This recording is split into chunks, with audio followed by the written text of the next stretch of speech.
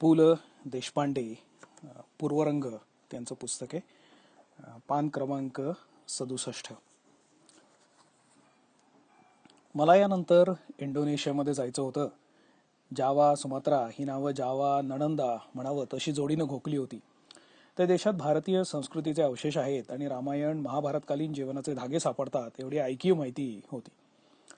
बाली बेटात जाणार म्हटल्यावर प्रत्येकजण माझ्या भाग्याला आता पारावर उरला नाही असा चेहरा करीत असे. त्यामुळे सिंगापूरहून जकार्तामध्ये जायला निघालो त्या दिवशी आपण यक्षभूमीमध्ये प्रवेश करणार या विचारांनी मीही हुरळून गेलो. इंडोनेशियातल्या भारतीय संस्कृतीची पहिली झलक मला त्या विमानाच्या गरुडा एअरवेज या नावानेच दिली.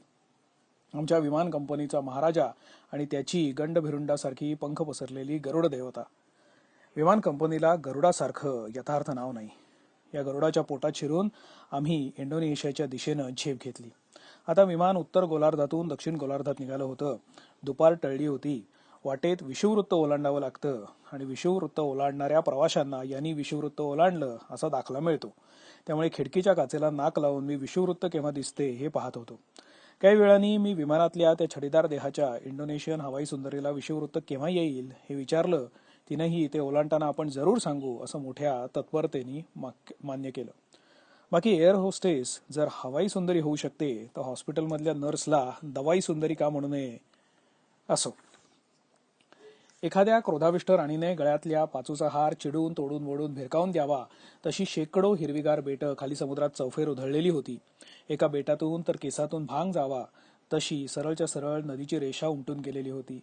मी विषुववृत्ताची वाट पाहत होतो तेवढ्यात पोटावर पट्टे बावळा अशी सूचना मिळाली आणि मी विचारलं, विषुववृत्त आलं का? विषुववृत्त? जकार्ता आलं. आणि विषुववृत्त?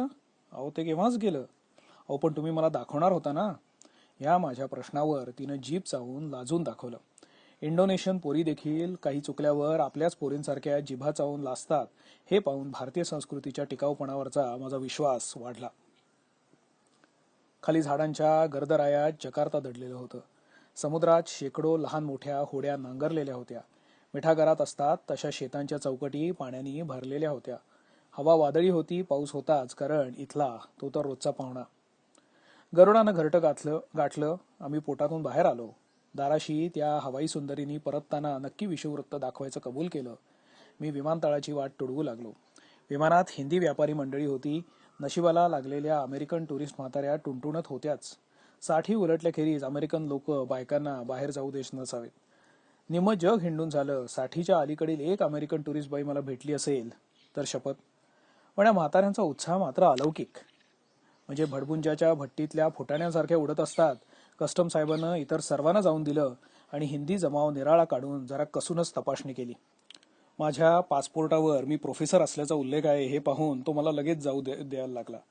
आपल्या काही हिंदी व्यापाऱ्यांनी मायभूमीच्या अपकीर्तीत विलक्षण भर घातली आहे आणि त्यामुळे आपल्या व्यापारी वर्गाविषयी परदेशात अत्यंत तिटकार आहे. व्यापार करणं म्हणजे लुबाडणं असा सिद्धांत घेऊनच ते बाहेर पडतात. इतर लोकांना आधी सोडून मग आम्हा हिंदी लोकांनाच बाजूला का काढलं असं तिथल्या एका अधिकाऱ्याला विचारल्यावर त्यांनी शांतपणाने, हे मला विचारण्याऐवजी ह्या तुमच्या देशातल्या व्यापारी मित्रांना विचारा असं सांगितलं. मी खाली मान घालून बाहेर पडलो. माझ्या परिचयाचा महेंद्रभाई विमानतळावर आला होता. त्याच्या काकांच्या घरी आम्ही राहणार होतो. जकार्ता शहरातून गाडी जायला लागली. दिवे लागण्याची वेळ होती. रस्त्यात चालताना कोणी दिसेना. यच्च यावत प्रजा सायकल रिक्षातून जात होती. त्या शहरात माणसांइतकेच रिक्षा असावेत. लाखो चिमुकले कंदील तरंगल्यासारखी त्या रिक्षांची मिरवणूक. रिक्षाला इथे बेचा म्हणतात. जकार्तातल्या त्या बेचांनी आणि असंख्य मोटारींनी भरलेल्या रस्त्यातून त्या शहराला दुभंगून जाणाऱ्या एका कालव्याच्या काठाकाठानी आमची मोटार पुढे सरकत होती. मणिभाईंच्या घरी पोचलो त्यावेळी रात्रीचे 8-8:30 झाले होते. घरासमोर अंगण होतं. अंगणात उंच वृक्ष होते. समोर वाहता रस्ता. तिथेच बाजार. भेळपुरी छाप खाद्यपदार्थांच्या गॅस बत्तीवाल्या हातगाड्या. माणसं रस्त्यात बसून हातात कागदातून नाही तर द्रोणातून खातायत. सायकलवाले, बेचावाले, टांगेवाले, मोटारवाले आटापाटा खेळत वाट काढतायत. अशा वातावरणातले ते मणिभाईंचं घर आणि स्वच्छ धोतर नेसून आपला प्रशस्त देह अंगणातल्या झोपाळ्यावर लेटून आवो आवो आवो परसोत्तम भाई म्हणणारे मणिभाई पाहिल्यावर मी जकार्ताला यायच्याऐवजी चकून अंधेरीला आलो का काय असं मला वाटायला लागलं. मणिभाई गेली 30-35 वर्ष व्यापारानिमित्त जकार्तात आहेत. गुजराती खेरीज कुठलीही भाषा न येणाऱ्या या माणसांनी एके दिवशी सरळ बोट धरली आणि पुरचुंडीत डाळ तांदूळ, एक भांड, एक धोतर, कुर्ता अंगात आणि दुसरं पिशवीत आणि कदाचित 2 डझन दाटण म्हणजे बाभळीच्या काट्यांची जुडगी घेऊन हा मनुष्य चक्क जकार्ताला आला. तिथल्याच एका जुन्या आणि जाणीत्या गुजराती बेपारीकडे हमालीपासून सगळी काम करत शेवटी देसाई आणि कंपनी काढली. त्यांची पत्नी दुर्दैवानी 2 वर्षांपूर्वी वारली. मुलं मुंबईत शिकतायत. मणीबाईंच्या देशी स्वागतानं मी निर्धास्त झालो. झटक्यात मोडूनी दंडा फेकून देईन भिकार भगवी वस्त्र म्हणत सूट बूट फेकून दिला आणि पायजमा चढवून त्यांच्या जोडीला उघडा बंब होऊन बसलो. मणीबाईंची आणि आमची कुंडली एकदम झटक्यात जुळली.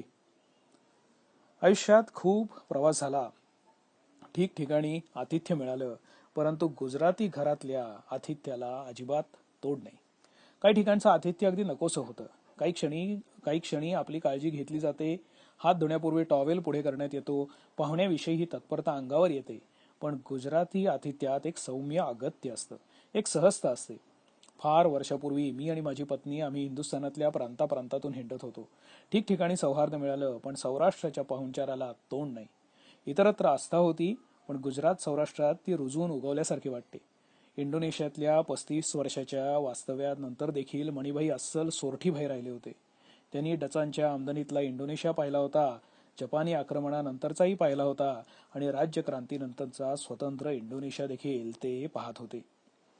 शाळेच्या बाकड्यावर पुरती 5 वर्ष देखील न बसलेल्या या माणसांनी जीवनाला तत्वज्ञानाचं एक सुंदर आसन ठेवलं होतं.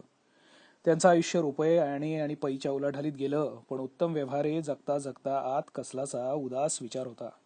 माणसाला प्रत्यही अंतर्मुख करणारी ती उदासीनता होती. इंडोनेशिया संबंधीच्या माझ्या संपूर्ण अज्ञानजन्य प्रश्नांना त्यांनी सहजतेनं उत्तरं द्यायला सुरुवात केली. गुजराती इंग्रजीतून ते माझ्याशी बोलत होते आणि 4 शब्द इंग्रजी शब्दांना एखादा शू किंवा छे लावून त्यातून प्रश्न विचारत होते. मणिभाईंच्या इंग्रजीवर डच भाषेचे संस्कार होते. यसला ते या म्हणत आणि देन या, आय से या, इन इंडोनेशिया या असं करीत इंग्रजीशी झटापट करीत माझ्याशी बोलत होते. मध्यरात्र उलटली. क्षणार्धात नभमेघांनी आक्रमिलं. आम्ही आत आलो. भयंकर उकाडा होता. पाऊस सुरा झाला तरी उकडणं जारीच होतं. बिछाण्यावर तळमळीत रात्र काढली आणि ह्या देशात पुढला महिना कसा होणार, कसा काढला जाणार याची चिंता लागायला सुरुवात झाली. अशा स्थितीतही केव्हा झोप लागली ते कळलं नाही. पहाटेच्या वेळी कानांवर सुरांशी अत्यंत फटकून परंतु अत्यंत आर्तभावानं गायलेलं नरसय्याचं गीत ऐकू आलं. क्षणभर मी कुठे आहे मला कळेना.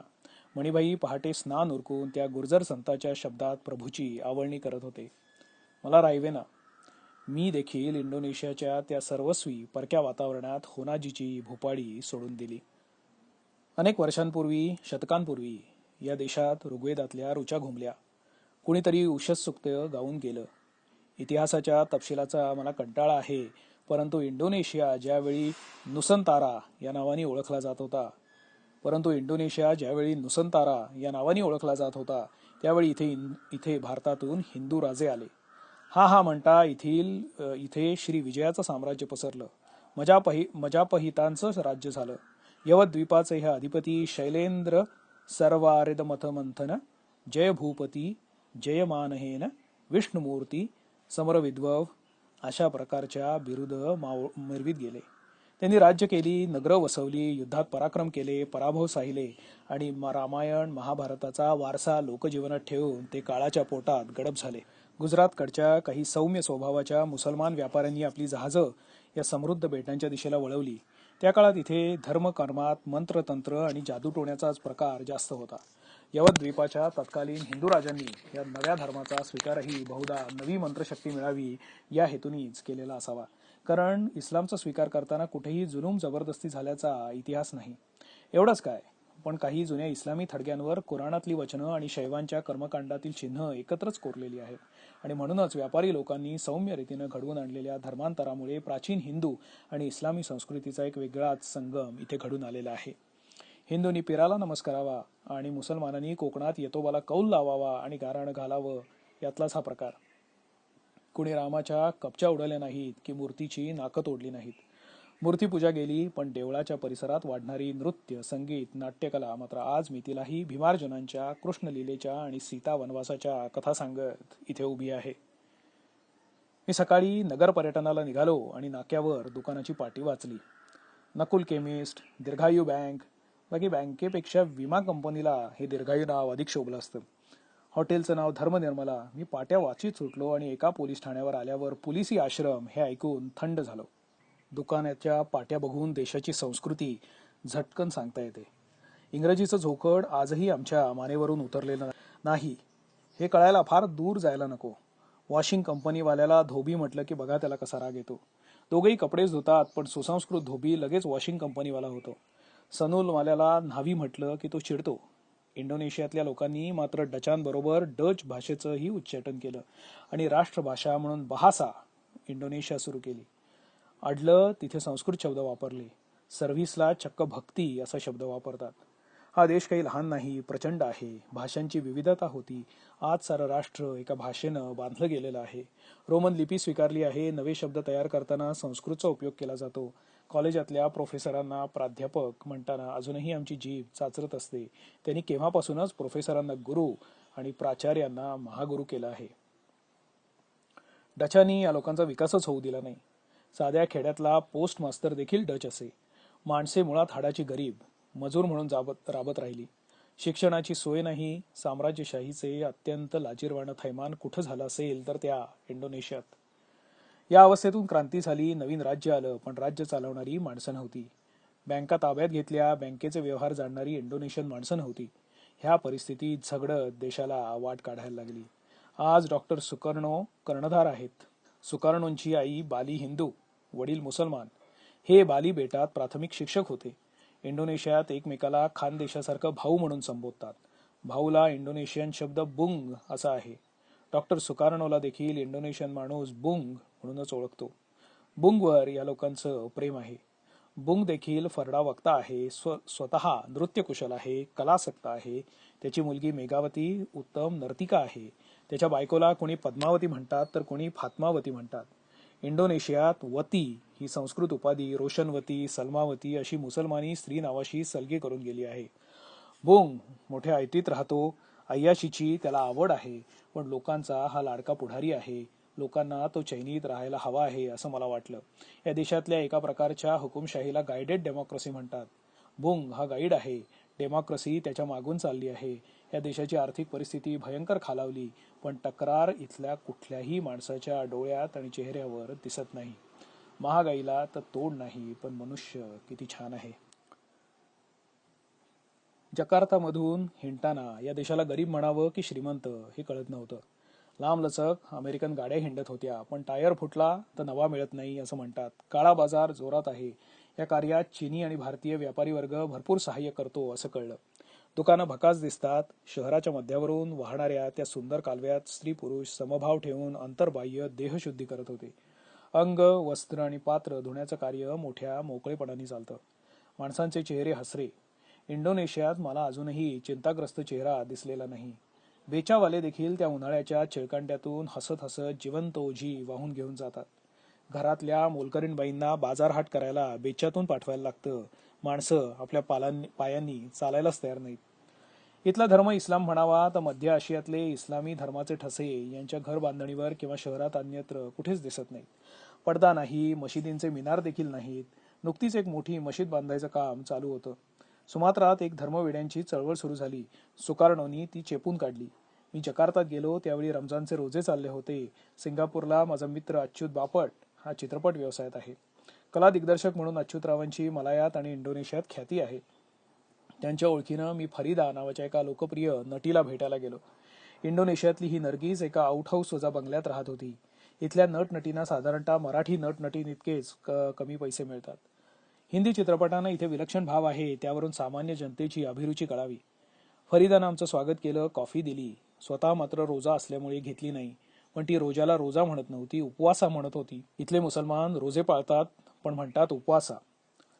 रमजान ईदच्या आदल्या रात्रीच्या मंगल स्नानाला शुची म्हणतात.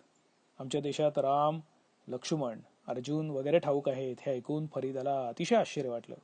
उद्या मला शिवाजी हे नाव ऐकून ठाऊक असल्याबद्दल एखाद्या जपान्याने आश्चर्य व्यक्त करावं त्यातला प्रकार. पण मणिभाईंनी मला गुरुमंत्र दिला. रामायण महाभारतादी ग्रंथांवर व त्यातल्या व्यक्तींवर या लोकांची इतकी श्रद्धा आहे की राम पांडव वगैरे मंडळी जकार्ताहून भारतात गेली असावी अशी त्यांची खात्री आहे. किंबहुना इंडोनेशियातल्या मदुरा या शहराच्या नावावरूनच भारतात एका शहराला ते नाव दिल्याची माहिती मला इथल्या प्रवासात कळली. जकार्ता या शहरावरून मात्र इंडोनेशियाची कल्पना करू नये. किंबहुना आम्हाला भेटणारा प्रत्येक इंडोनेशियन आम्ही शक्य तितक्या लवकर जकार्ता सोडावं असा आग्रह करीत होता. जकार्ता सोडण्यापूर्वी दूतावासात जाऊन मी भारताचे राजदूत अप्पासाहेब पंत यांची भेट घेतली. त्यांच्या मार्गदर्शनाची आवश्यकता होती ते मिळेल याची खात्री होती. एकच भीती होती, म्हणजे मी रोज सूर्यनमस्कार वगैरे घालतो की काय याची ते चौकशी करतील ह्याची. कारण आप्पासाहेब हे नियमितपणाचा आदर्श आहेत आणि आयुष्यात ते नेमानी पाळत आलेले आहेत. आप्पा पंतांना भेटावं कसं या चिंतेत होतो. उगीच दंडाची बेटकुळी बघू असं म्हटलं तर काय घ्या. औंधच्या महाराजांनी लहानपणी शाळेत 4 चौघात किती नमस्कार घालतोस असं दरडावून विचारून माझी नाचक्की केलेली माझ्या आजतागायत स्मरणात आहे. योगासनं प्राणायाम वगैरे करून ऊर्ध्व लावण्यापेक्षा अधरावर माझं लक्ष अधिक. रा रिन हू रम सारेगमवर जास्त प्रेम करणारा माझा जीव त्या नमस्कारांच्या प्रश्नानं आडवा पडला होता. माझ्या सुदैवानं आप्पासाहेब पंतांनी मला असं काही विचारलं नाही. मी लेखक आहे असं कळल्यावर मला थोडक्यात इंडोनेशियन संस्कृतीचा परिचय करून दिला. चहा दिला, स्वतः पेले नाहीत, मला पिऊ दिला. मी माझी सिगरेट पेटवली, तिकडे कानाडोळा केला. त्यांच्या पत्नीनंही अत्यंत आस्थेनं आम्हा उभयतांची चौकशी केली. पंतांनी ठिकठिकाणी तारा करून आमची सोय केली. लेखक म्हणून माझं काय कर्तव्य आहे, त्यांच्या माझ्याकडून काय अपेक्षा आहेत वगैरे ऐकताना ते माझ्याशी मला पु य देशपांडे असं समजून बोलतायत की काय अशी मला पुसटशी शंका आली. कारण लेखक नावाच्या महाभागाविषयी थोर लोकांच्या ज्या अपेक्षा असतात त्या पुऱ्या करणाऱ्या जमातीतला मी नाही हे त्यांना ठाऊक नसावं. एरवी त्यांनी एवढ्या वरच्या दर्जाच्या अपेक्षा बाळगल्या नसत्या. भारताचे आणि इंडोनेशियाचे जुने सांस्कृतिक धागे जोडले जावे याची त्यांना तळमळ आहे. त्यांच्या डोळ्यापुढे ते श्रीविजयाचं आणि मजापहिताचं साम्राज्य, तो हिंदू संस्कृतीचा फुलोरा तरळत होता. भारतीय लेखक म्हणून मला काय काय करता येईल ते अतिशय उत्कटतेनं सांगत होते आणि माझ्या डोक्यात निरनिराळ्या देशातले माझे भारतीय वकिलातीतील अनुभव घोळत होते. बाकी या वकिलाती सुधारणं आता केवळ परमेश्वराधीन आहे. आप्पा साहेबांसारखा 100% भारतीय पिंडाचा प्रतिनिधी केवळ अपवाद. एरवी त्या खात्यात ऑक्सफर्डला जन्म आणि केम्ब्रिजला आजोळ असायची आपली लायकी केवळ दुर्दैव म्हणून इंडियात जन्म झाला असं वाटणाऱ्यांचीच भरती अधिक. अत्यंत उद्दाम मुजोर अशी माणसं या वकिलातीमध्ये त्यांचं दर्शन घडतं. आप्पासाहेब पंतांसारखे अपवाद फक्त हा नियम सिद्ध करतात. आप्पासाहेब अत्यंत तळमळून बोलत होते. डॉक्टर सुकार्णोच्या एका जाहीर सभेमध्ये भाषण करताना त्यांनी जय इंडोनेशिया म्हटल्यावर जय मधील यचा उच्चार पूर्ण हवा ही स्वतः सुकार्णोनी त्यांना सुधारणा सुचवून संस्कृत शब्दांचे पाय भलत्याच ठिकाणी मोडता कामा नयेत असं सांगितलं होतं. इंडोनेशियाविषयीचं माझं कुतूहल त्यांनी फारच मोठं केलं. त्यानंतर त्यांची संध्याकाळची फिरायची वेळ झाली आणि मी मणीबाईंच्या घरी परत आलो. इथे मणीबाईंचा एक स्नेही माझी वाट पाहत होता. त्याच्या चेहऱ्यावरून तो गोव्याचा ख्रिस्ती बंधू असावा असं मला वाटलं. परसोत्तम भाई, माय फ्रेंड मिस्टर रोज, मणीबाईंनी परिचय करून दिला आणि मी सहज मिस्टर रोजना विचारलं, are you from Goa? Mangalore. मंगळूरकार काय तू? कोकणी उलयता? मी चक्क कोकणीत सवाल केला आणि मिस्टर रोजनी माझा हात इतक्या जोरात दाबला की मी ओरडायच्या घाईला आलो. मिस्टर रोज गेली 35 वर्षे इंडोनेशियात आहेत. एवढ्या अवधीत फक्त एकदा ते भारतात येऊन गेले होते. अनेक वर्षानंतर त्यांनी कोकणी शब्द ऐकला. एरवी माणूस शंट, पण कोकणी वाक्यानं गदगदून गेला आणि त्यानंतर माझा जकार्ताहून मुक्काम हालेपर्यंत माझ्याशी कोकणीत बोलत राहिला. माझी कारवारी, याची मंगळुरी 30-35 वर्षानंतर रोजच्या तोंडून कोकणी येत होती, पण अस्खलित. आमची देशी मंडळी 6 महिन्यांसाठी लंडनला जाऊन येतात आणि मराठी वर्ड्स रिमेंबर करायला त्यांना डिफिकल्ट जातं. आणि इथे हा पठ्ठ्या बालपणी शिकलेली कोकणी गाणी गायला लागला होता. त्याच्या तरुणपणच्या मुंबईच्या कथा सांगायला लागला होता. आदाशासारखं कोकणी बोलत होता. ज्यांच्या जीवनाच्या मुळ्या मैलांच्या आणि वर्षांच्या ताटातुटीनं जळून जात नाहीत, विदेशी संस्कारांच्या आघातांनी खांदल्या जात नाहीत, अशा लोकांच्या वरून मला जीव ओवाळून टाकावासा वाटतो. रोजला लहानपणी खाल्लेल्या बांगड्याच्या आमटीची आणि पेजेबरोबर मिळणाऱ्या मिठातल्या आंबलीची आठवण येत होती. व्यापारासाठी सारं जग पालथं घालणारा हा एकाकी अविवाहित इसम आयुष्याच्या अखेरीला व्यापाराच्या धकाधकीतून सुटून मंगळूरला लाल कौलांच्या छपराखाली जाऊन राहणार होता. Y you know PL? थय माका? निस्त्याचो रोस आणि आमली आणि प्याज मळ्यातली हांगा पैसा हा, पण ना तिथे मला माशाचं कालवण आमली आणि पेज मिळेल. इथे पैसा आहे पण ते नाही. पैशाचं झाड जमिनीत मुळे नेऊ शकत नाही. भिंतीवरचं ते मनी प्लांट देखील हवेतच मुळ्या सोडतं. माणसाच्या मुळ्या जमिनीमध्ये न्यायच्या असतात.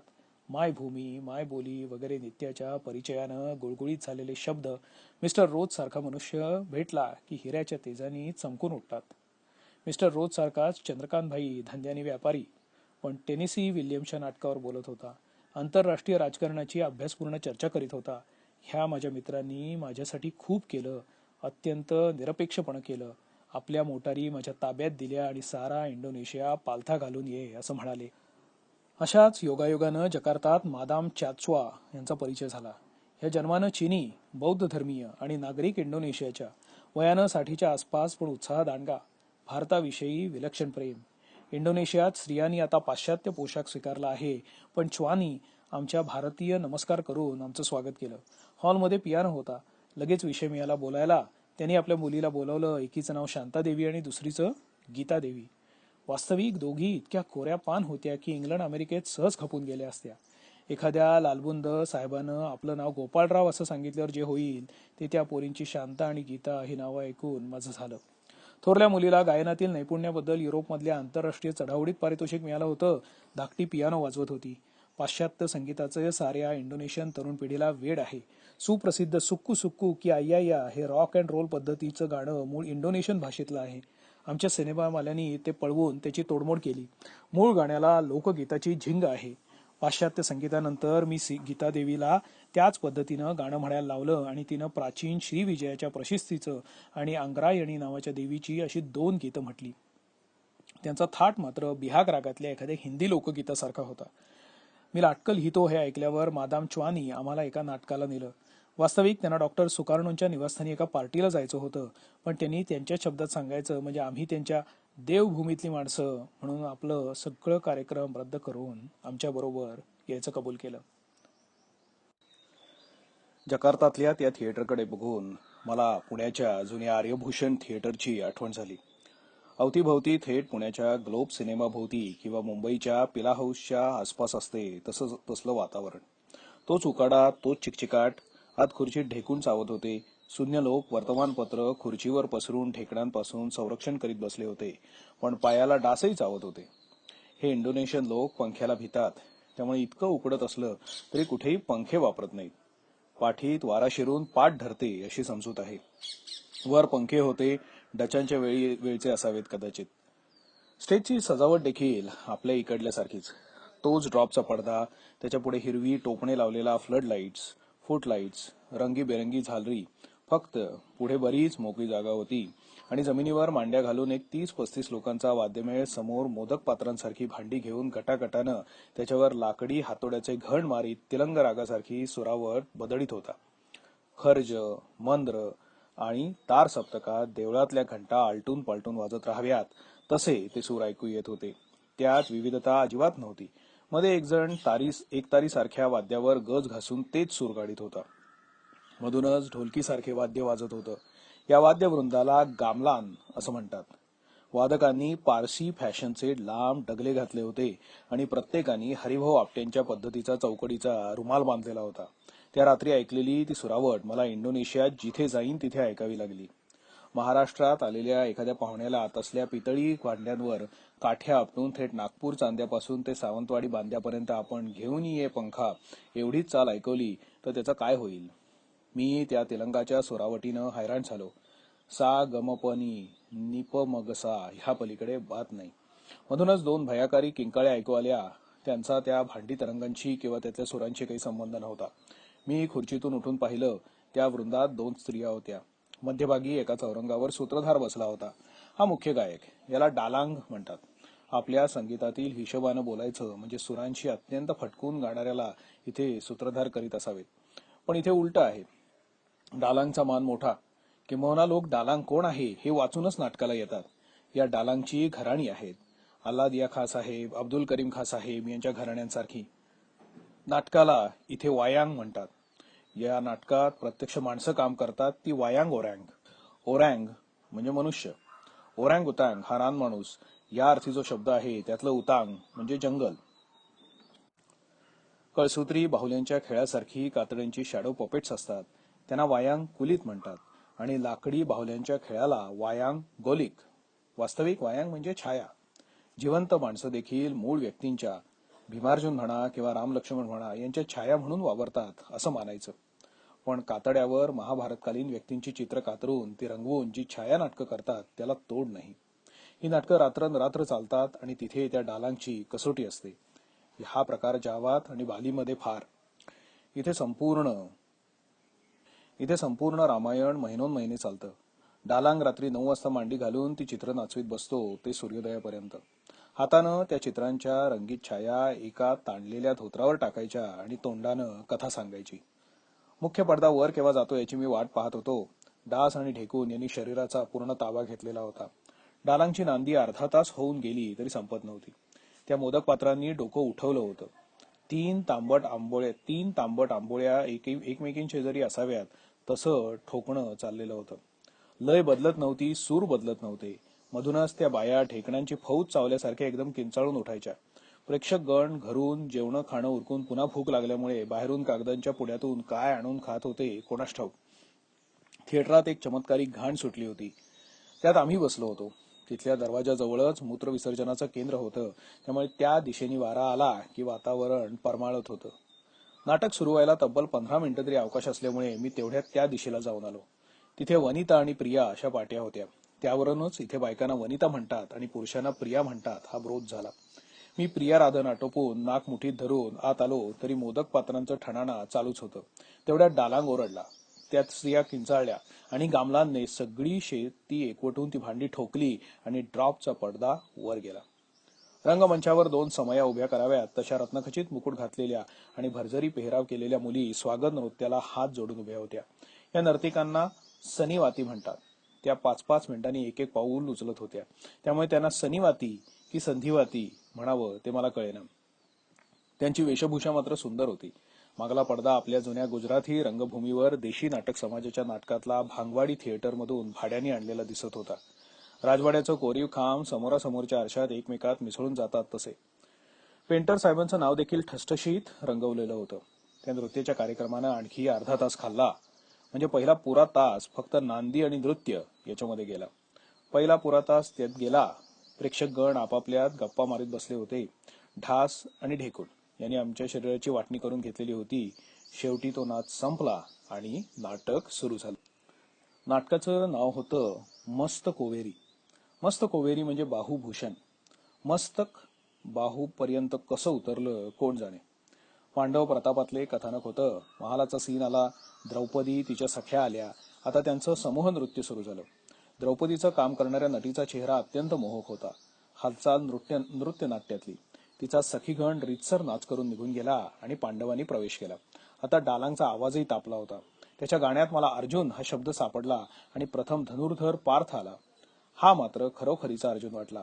रेखीव शरीर, भरजारी पितांबर, अंगावर उत्तरीय, किरीट कुंडल, कपाळाला गंध, पिळदार बाहूंवरची बाहुभूषण आणि हातात धनुष्य घेऊन अर्जुन आल्यावर कडाडून टाळ्या झाल्या. अर्जुनाचा पार्टी लोकप्रिय असावा. त्याच्याबरोबर शांत मुद्रेचा धर्मराज होता आणि मागून अगदी खरोखरीच्या जुळ्या भावंडासारखे दिसणारे नकुल आणि सहदेव. हे काम इथे मुली करतात.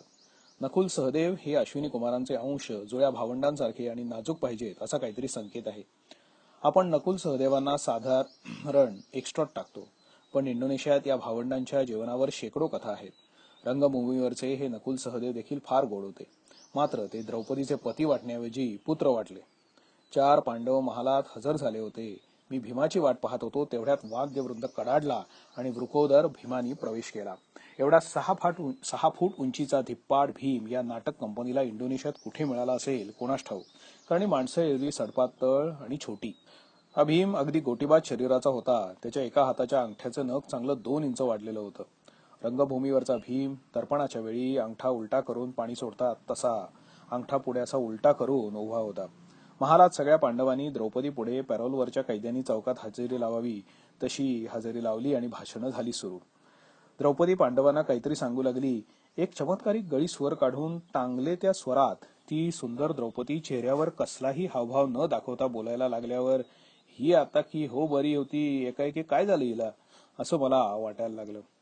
कार्तिक स्नानाला पहाटे नदीवर कुडकुडत गेलेल्या म्हातारीला नदीत पहिली बुचकळी मारल्यावर त्या गारठ्यात आणि बोचऱ्या हवेत आजी आता उंच आवाजात व्यंकटेश स्तोत्र म्हणा असं म्हटल्यावर ती जशी बोलेल तशी ही द्रौपदी बोलत होती. तिचा तारस्वर धर्मराज मध्य सप्तकात आणि भीम खर्जात. अर्जुन मात्र धनुष्य घेऊन ऐकत होता. नळातून पाणी गळताना तोटीच्या चेहऱ्यावर जी भावशून्यता असते, जोरात पाणी आलं म्हणून आनंद नाही आणि करंगळी एवढी धार आली म्हणून हिरमुसलेपणा नाही, तशी ही पात्र चेहरे कमालीचे निर्विकार ठेवून बोलत होती आणि समोर मोदक पात्र ठणठणत होती. पण त्यांची वेशभूषा आणि शरीर सौष्ठव मात्र इतकं मोहक होतं की त्या पात्रांकडे कान बंद करून फक्त पाहवत राहावं. हे संवाद जावानीज भाषेत असतात. आता प्रेक्षकगण देखील अगदी मंत्रमुग्ध होऊन ऐकत होता. महाभारतकालीन पात्र सारी श्रद्धा डोळ्यात एकवटून पाहत होता. कारण महाभारत रामायणातील पात्र हे त्यांचे आदर्श. रामायण तर शाळेच्या अभ्यासक्रमात आहे. या पुस्तकावर रामायणा अवर नॅशनल रीडर असं लिहिलेलं असतं. कुराण हा पवित्र धर्मग्रंथ, रामायण महाभारत हे राष्ट्रीय ग्रंथ. मला घटोत्कचासारखा पुत्र होऊ दे, मला इथल्या मुसलमान स्त्रिया नवस करतात असं कळलं. पहिलवान लोक भीमाचा आदर्श म्हणून अंगठ्याचं नख वाढवतात. किंबहुना शूर या शब्दाला इंडोनेशियन भाषेत पांडव असा शब्द आहे. गेली कैक शतकं रंगमंचावरून नृत्य प्रयोगातून कळसूत्री पाहुण्यांच्या खेळातून फक्त रामायण महाभारतच चाललं आहे. द्रौपदी आणि पांडव यांचा प्रवेश संपला, पडदा पडला, दुसरा प्रवेश सुरू झाला आणि धनुर्बाण घेतलेल्या एका वीर कन्येनं रंगमंचावर प्रवेश केला. ही श्रीखंडी. आपण महाभारतात शिखंडी म्हणून ज्या पात्राचा अत्यंत हेटाळणीनं उल्लेख करतो तिला इंडोनेशियन लोक श्रीखंडी म्हणतात. मी इंडोनेशियात होतो त्यावेळी इरियत बारतचा प्रश्न चिघळला होता. इरियन बारत. श्रीखंडीच्या वाक्याला टाळ्या पडत होत्या. ती कौरवांविषयी द्वेषानं बोलत होती. पण इंडोनेशियाच्या वीरकन्यांना इरियन बारतच्या युद्धात सामील व्हायच्या त्या भाषणातून ती सूचना होती. डचांच्या काळात या नाटकातल्या कौरवांच्या वेशात ते दिसले. आपल्याकडे खाडीलकरांनी कर्झन कीचकाच्या वेशात आणला तोच हा प्रकार. व्यास वाल्मिकींची पुण्याई कुणाच्या पाठीशी कशी उभी राहील ते पाहून मला थक्क व्हायला होतं. या नाटकात इरियन बारतचा प्रश्न लोकांपुढे मांडला होता. डालांग चालू परिस्थितीवर रूपकात्मक भाष्य करीत होता. तेवढ्यात मादाम च्वानी एका इंडोनेशियन विदुषीशी आमची गाठ घालून दिली आणि ती रंगभूमीवरचे वाक्य आम्हाला भाषांतर करून सांगता सांगता ती बाई मेटाकुटीला आली. कारण मादाम च्वानना जावानीज भाषा नीची अवगत नव्हती. द्रौपदींनी भाऊभूषणाचा हट्ट धरला होता हे ते तिचं होतं.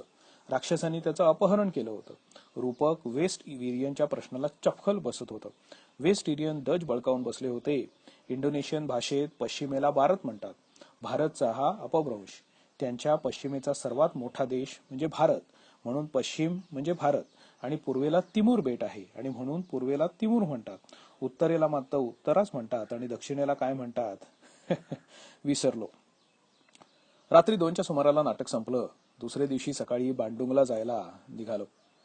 बांडुंग या शहरात जायला मी अजिबात उत्सुक नव्हतो. शेक्सपियरनं नावात काय आहे असं कितीही जोरात म्हटलं असलं तरी काही मुळाक्षरं एकत्र आली की मन एकदम कलुषित होऊन जातं. बांडुंग म्हटल्यावर देखणं असं काही डोळ्यासमोर उभंच राहू शकत नाही. कुमारी, दगडी, शिदोबा, बेडकी हळीकर असं नाव धारण करणारी तरुणी सुंदर असू शकेल असं नुसतं ज्याने नाव वाचलं आहे त्याला वाटणं शक्यच नाही. बांडुंग ही शहरं अक्षरं म्हणायला बरी वाटतात पण मला कधीच आवडली नाहीत. एवढंच काय, पण त्या केवळ नावामुळे बांडुंग परिषद यशस्वी होणं शक्यच नाही असं मला पहिल्यापासून ठामपणाने वाटत होतं. त्यामुळे मी जकार्ता सोडून बांडुंगला जायला निघालो त्या दिवशी डोक्याला टापशी आणि खांद्यावर पंचा घेऊन निघताना होतो तसा माझा चेहरा झालेला होता. सकाळीच पाऊस सुरू झाला तरीही उकडत होतं. सकाळचं उकडणं अति तापदायक. जकार्ताचे रस्ते हिंदुस्थानातल्या कंत्राटदारांना खास निमंत्रण देऊन बांधून घेतल्यासारखे माणसांना धक्के देत पुढे घालवणारे. त्यातून पावसामुळे खड्डे भरलेले. त्यामुळे आमची गाडी लचकत मुरकत चालली होती. पण जकार्ता शहराची हद्द सुटली आणि पाऊस थांबला. आम्ही बांडुंग रस्त्याला लागलो आणि समोरचे निळे डोंगर दिसायला लागले. जकार्ता ते बांडुंग हा 150 मैलाचा मोटारीचा प्रवास. लहानपणी मी पुस्तकात मोरपीस नाही तर विद्येचं पान ठेवत असते तसा माझ्या मनाच्या कप्प्यात मी जतन करून ठेवला आहे. या रस्त्याच्या या कडेकडेला टुमदार खेडी, सारवल्यासारखी दिसणारी स्वच्छ अंगणं, घरातला कोकणात वई असते तशी बांबूंची चारी बाजूला वई घातलेली. या चिमुकल्या घरांमागे केळीच्या पानांनी मोर्चेले धरलेले, माडांचं छत्र आणि छपरावर भोपळ्याच्या वेली सोडलेल्या. कुठे एखाद्या दाराशी रेलून उभी असलेली एखादी इंडोनेशियन सुंदरी. मध्येच गावाचा बाजार भरलेला. तिथे टोपल्या भरून मांडलेली ती रांबुतान फळांची दुकानं. रांबूत म्हणजे केस. बाहेरून लाल आणि पिवळे केस असलेली ही कवठाच्या आकाराची फळं आतून लिचीसारखी लागतात. बाहेरून कच्च्या कवठासारखी पण फोडल्यावर आतून जांभळ्या अस्तरात ताडगोळ्यासारखा दिसणारा पण अतिशय मधुर असा गीर असणारी मंगुस्तीन नावाची ही फळं होती. सीताफळं होती. पिवळ्या जर्द केळ्यांचे लोंगरच्या लोंगर टांगलेले होते. हातभर उंचीचे अननस अंग रांग लावून उभे होते. कुठे फणसासारखा पण त्याहून अत्यंत उग्र वासाचा योजनगंध दुरियान नावाचा फणस दिसे. या फळाफुलांच्या मधून आणि क्षितिजापर्यंत नाही तर डोंगराच्या पायथ्यापर्यंत पसरलेल्या भाताच्या डोलत्या शेतांमधून रस्ता काढीत जाताना बांडुंगची वाट जर इतकी मोहक तर बांडुंग काय असेल असा विचार मनामध्ये डोकायला लागला. मी मनातल्या मनात बांडुंगला पराभव लिहून दिला आणि दडकी बेडकी हळ्ळीकरलाही सुंदर असायला हरकत नाही. जकार्ताहून 50-60 मैलांवर पुंचक नावाचे एक हिल स्टेशन आहे. इंडोनेशियातली ही थंड हवेची डचांनी टिपून काढली आहेत. तिथल्या घरांची बांधणी युरोपियन पद्धतीची आहे. इथे शिरताना चहाचे मळे आणि वर जाता जाता सूचीपत्र वृक्षांचे जंगल दिसायला लागलं. एका सुंदर हॉटेलापाशी गाडी थांबली आणि डोंगर माथ्यावरून आसमंत पाहायला लागलो. दुरून डोंगर साजरे दिसतात हे खरं, पण डोंगर माथ्यावरून सारंच काही साजरं दिसतं. इथे तर सर्वत्र हिरवळ आणि पाणी. या हॉटेलमध्ये इंडोनेशियन चित्रकाराच्या कलाकृती टांगलेल्या होत्या. त्यात एक धनुर्धर पार्थाचं आकर्ण धनु खेचलेलं रविवर्म्याच्या शैलीतलं रेखीव चित्र होतं. त्याच्याबरोबर समोरच्या भिंतीवर भुवयांचं धनुष्य ताणलेली एखाद्या धनुष्य इतकीच बागदार इंडोनेशियन तरुणी होती. अर्जुनाच्या शरसंधानापेक्षा त्या रूपवतीचं शरसंधान अधिक घायाळ करणारं होतं. सुकांत चंद्रानना पातली भ्रूधनु सरसा उनी असं मी गुणगुणायला लागलो आणि इंडोनेशियन युवतींचा एक ताटवा हॉटेलच्या अंगणात सळसळला. साक्षात कळकाचं बेट इकडून तिकडे गेल्यासारखं वाटलं. बदामी आकाराचे डोळे, काळीभोर केस, छडीदार बांधा आणि अंगोपांगातून ओसांडणारं तारुण्य असली शस्त्रसामुग्री घेऊन ही स्मरसेना कुठे हल्ला करायला निघाली होती कोणास ठाऊक. त्या चिरयौवना इंडोनेशियन सुंदरींना एका मराठी लेखकाचा आपण निष्कारण खात्मा करून गेलो याची कल्पनाही नसेल. जावा, सुमात्रा, बाली आणि सुंद द्वीपातल्या या सुंदरींना तोड नाही. या बेटांना कुणी पाचूची बेटं म्हणतात. भूगोलाच्या वृक्ष पुस्तकात ही मसाल्याची बेटं म्हणून प्रसिद्ध.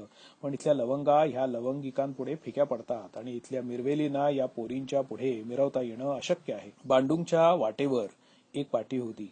सुखभूमीकडे जाणारा रस्ता. ज्या हिंदू राजानं या मुलखाचं नाव सुखभूमी ठेवलं त्याच्या रसिकतेला मी मनातल्या मनात शरण गेलो. पुंचकच्या त्या रमणीय स्थळाचा निरोप घेताना मला मेघदूत वाचून संपवल्यानंतर गदगदून आलं होतं तसं झालं. काही पुस्तकं वाचून संपवल्यावर एका आनंदमय यात्रेची समाप्ती झाल्याची उदासीनता येते. पुंचकचा निरोप घेऊन गाडी बांडुंगच्या दिशेला निघाली. वाटेत बोगोर नावाचं बलाढ्य वृक्षांनी झाकलेलं शहर लागलं. इथल्यासारखं बोटॅनिकल गार्डन साऱ्या आशियात नाही असं म्हणतात, पण सारा इंडोनेशिया हाच मुळी एक विस्तीर्ण बगीचा आहे. या बोगोर शहरात डॉक्टर सुकार्णोचा महाल आहे. महालापुढच्या विस्तीर्ण उद्यानातल्या हिरवळीवर गायींचं खिल्लार चरत असावं इतक्या संख्येनं हरणं चरत होती. डोंगरातनं वळणं घेत घेत बांडुंगचा रस्ता पळत होता. बघावं तिथे पाण्याचे पाट, झरे, छोटे धबधबे आणि इंडोनेशियन सुंदरींचे ते फिरते फिरते गुच्छ. मलाया काय, इंडोनेशिया काय, सयाम काय आणि जपान काय, हा सारा आशिया हासरा आहे. कम्युनिस्ट लोक त्यांचे ते निरागस हास्य ओरबाडून काढून त्यांना लालभडक बनवण्याच्या प्रयत्नात आहेत. परदेशात हिंडताना ह्या अनोळखी चेहऱ्यांवर फुटलेल्या हास्यानं केवढा धीर येतो हे परदेशी गेल्याशिवाय कळणार नाही. हास्याची भाषा माणसा माणसांचं नातं जमवून जाते. आम्ही हा मख्खपणा इंग्रजांकडून घेतला की काय कुणास ठाऊक. ते एक या फुकटच्या स्मिताला महाग आणि दुसऱ्या आम्ही. काही लोकांच्या चेहऱ्यावर तर देवानं अगदी आठी गोंदूनच त्यांना पाठवलेलं असतं की काय. बांडुंग शहरात शिरेपर्यंत बांडुंग या नावाविषयी माझी सारी आढी निघून गेलेली होती. आम्ही एका मोठ्या हॉटेलमध्ये आलो. इंडोनेशियात युद्धपरिस्थिती असल्यामुळे हॉटेलातून जागा मिळणं मुश्किल होतं. म्हणून आधीच तिथल्या खोल्या राखून ठेवायची व्यवस्था केली होती. पण तिथल्या मॅनेजरला पत्ता नव्हता. त्यानं जागा नाही हे नम्रपणानं सांगितल्यावर आमचे चेहरे पडले. बरं, मॅनेजर इतका नम्र आणि सौजन्यशील आहे की आवाजही तापवता येईना. मग त्यानं लगेच खटपट करून दुसऱ्या एका तसल्याच भव्य हॉटेलमध्ये सोय केली.